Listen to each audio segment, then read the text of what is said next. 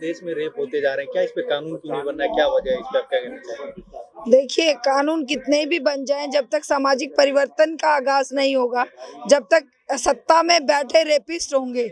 आप देख रहे हैं कि 550 लोगों में से लगभग 300 के अगेंस्ट क्रिमिनल केस हैं, रेप केसेस हैं, मर्डर केसेस हैं। तो ऐसे लोगों से आप क्या उम्मीद कर सकते हैं? वो कानून बना भी दे तो हत्यारों को संरक्षण देना, रेपिस्टों को संरक्षण देना, रेपिस्टों को चुनावों में जीतने के बाद है कुलदीप सेंगर जैसे लोगों को जाकर साक्षी महाराज धन्यवाद जेल में जा रहे हैं देने, तो ये क्या मैसेज देता है समाज में? ये मैसेज देता है कि रेप करके, मर्डर करके, पूरे खानदान को खत्म करके, उस लड़की के परिवार को खत्म करके, एक आसिफा के रेप के बाद वो 8-10 साल की बच्ची थी, उसके बाद कैंडल मार्च रेपिस्टों के समर्थन में निकाले जाते हैं। ऐसे लोगों से अब क्या उम्मीद करते हैं कि ये रेप के अगेंस्ट कोई कार्रवाई करेंगे? रेपिस्टों को क्या सजा देंगे या कानून बनाएंगे? महीने की 26 तारीख को कैराना में घटना हुआ तो 13 साल की बच्ची को स्कूल में उसके साथ रेप करके तीसरे फ्लोर से फेंक दिया गया। लेकिन इस पे आप क्या कहना चाहेंगे? उस पर मतलब सीबीआई जांच नहीं हो पा रही है। देखिए, ये बहुत अमानवीय और दर्दनाक घटना है और ऐसे कुकृत्यों की जितना निंदा की जाए, एक माँ का हृदय रोता है ऐसी घटनाओं को। एक महिला होने के नाते हमें बहुत दर्द है और हमारा महिला संगठन, हमारी ये सीता जी, हम लोग जो इनकी अध्यक्षता में पूरे देश में इस रेप कल्चर के खिलाफ आंदोलन खड़ा कर रहे हैं। ऑल इंडिया महिला सांस्कृतिक संगठन लगातार इस मुद्दे को लेकर सड़कों पर है और इस व्यवस्था से हम कोई उम्मीद नहीं कर रहे हैं। इसलिए जन आंदोलन इसके लिए खड़ा करना पड़ेगा और हर किसी को, महिला पुरुष बड़े छोटे सबको एक साथ आना पड़ेगा। हम लोग ये सारे महिला संगठन के सदस्य मिलकर इस दिशा में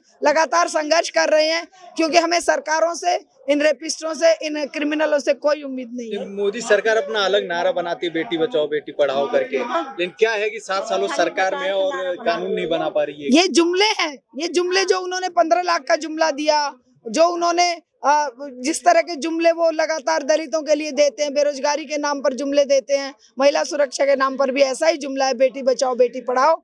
अब तो उनके खुद के मुंह से निकला है कि बेटी बचाओ और बेटी पढ़ाओ, जो इनकी कल्चर दिखाता है, जो बदतमीजी इनके मुंह से निकल गई है। तो ये तो बेटियों को समान समझते हैं। इनकी महिलाओं की ये क्या दुर्गति करते हैं इनकी पार्टियों में। इनके खुद वो जो शिवानंद सरस्वती या क्या कौन सी सरस्वती, वो जो खुद बकवास करते हैं, उनके ऊपर कोई कार्रवाई नहीं होती है।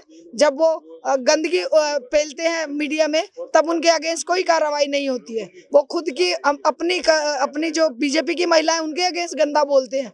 तो ये क्या उम्मीद करें इस सरकार से और बीजेपी से? देखा जाए इसी दौर में मैं आपसे दूसरा सवाल कर रहा हूँ कि महंगाई को लेकर लोग परेशान बहुत हैं। देखिए, महंगाई और बेरोजगारी और देश का बेचना, आज ये मुख्य मुद्दे, और शिक्षा की बदहाली, शिक्षा की बर्बादी, ये मुख्य मुद्दे हैं। इनसे भटकाने के लिए कभी किसी दलित की मूंछ के कारण हत्या कर दी जाती है, कभी कश्मीर फाइल के लिए पूरे देश में ड्रामा खड़ा किया जाता है, कभी राम मंदिर के दर्शन कराने के लिए नवरात्रों में फ्री सेवाएं दी जाती हैं। मुद्दे तो ये हैं जो जीवन से जुड़े हुए हैं। अब जैसे बिजली बिल 2021 को यहाँ पर लागू करने के लिए पूरी ताकत कॉर्पोरेट के हाथों बेचने की हो रही है, जिसके विरोध में आज हमारा all India electricity consumer association का धरना चल रहा है। इसी तरह से शिक्षा को बेचने का, बर्बाद करने का षड्यंत्र लगातार चल रहा है। तो मुद्दे तो ये हैं, उन मुद्दों को, और इसी का परिणाम बेहताशा बढ़ती हुई महंगाई है।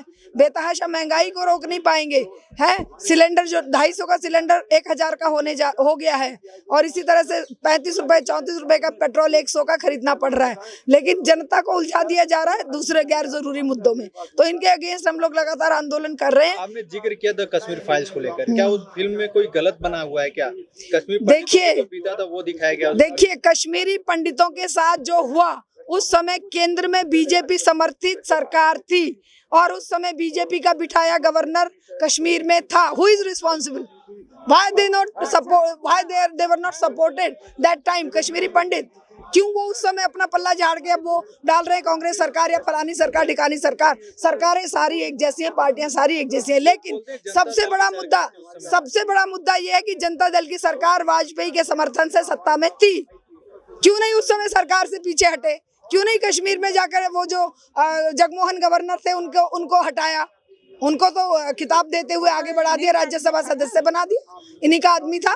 तो ये क्या दुहाई दे रहे हैं कश्मीर फाइल की और कश्मीरी पंडितों के? खैरख्वाह कब से हो गए? 370 धारा हटाए 2.5 साल हो गए, क्या कर लिया इन्होंने वहां पर? एक भी कश्मीरी पंडित को बसाया है? और ज्यादा उनके जो ऑर्चर्ड थे और जो बाग थे वो सब बेच बाच के ये अब अपने आप को महान बता रहे हैं। पूरे देश में इन्होंने बर्बादी कर रखी है। तो ऐसी स्थिति में हम कश्मीर फाइल्स को भी, इनका एक जुमला है, एक देश में बदमगजी फैलाने का, देश के अंदर जहर फैलाने का एक इनका तरीका है। फाइल्स पे लेके दिल्ली के मुख्यमंत्री अरविंद केजरीवाल पे बीजेपी वार कर रही है लगातार उनकी आवाज पे जाके, क्या कहना चाहेंगे इस पे? देखिए, यूट्यूब पे डाल दो। केजरीवाल हो, मोदी हो, ये मुद्दों से भटकाने के लिए आपस की लड़ाई दिखाएंगे, लेकिन मुद्दों पर लड़ना नहीं दिखाएंगे, मुद्दों की बात नहीं उठाएंगे। कश्मीरी फाइल पे उलझे रहेंगे, वो उसे गालियां दे, वो उसे गालियां दे, वो उसे कहे ये कर दो, वो उसे कहे वो कर दे। हम इस पंगे में पड़ना ही नहीं चाहते। हम तो रोजी रोटी, महिला सुरक्षा के मुद्दों पर बात करना चाहेंगे, वही करेंगे।